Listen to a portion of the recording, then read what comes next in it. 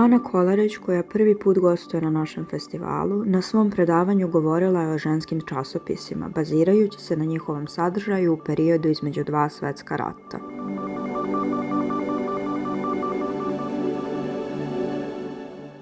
Najpre hvala na pozivu da uopšte učestvujem u festivalu Na pola puta. Veliko mi je zadovoljstvo što sam ovde. I ovo predavanje je bilo o pismima čitateljki u jednom časopisu koji izlazi u međuratnom periodu, zvao se Žena danas i izlazi od 1936. do 1940. godine.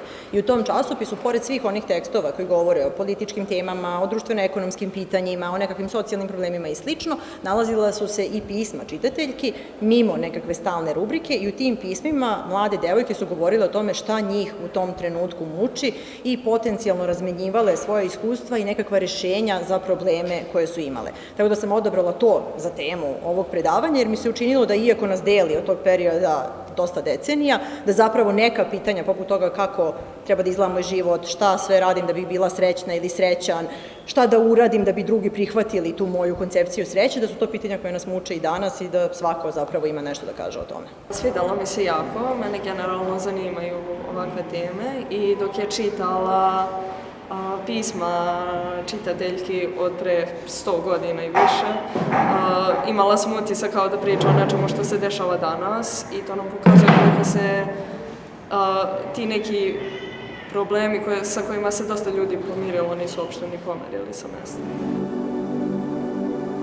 Poslednje predavanje prvog dana festivala održao je Saša Madacki. Naziv predavanja je Za čije babe biblioteke, a deo istog bio je intervju sa našom učenicom Katarinom. Tema, dakle, za čije babe biblioteke je možda nekako esencijalna danas u društvu iz prostog razloga što su biblioteke na margini društva.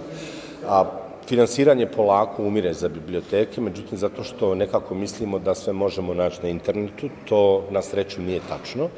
Prosto, dakle, evo, ako imamo u svijetu da, recimo, veliki univerziteti, dakle, još uvijek ulažu $100 miliona u svoje biblioteke svake godine, a da sve postoji džaba na internetu, ne bi te biblioteke od $1 miliona postojale.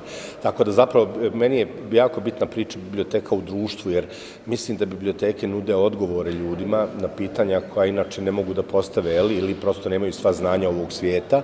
Biblioteke služe za obrazovanje, one su možda glavni agent obrazovanja danas.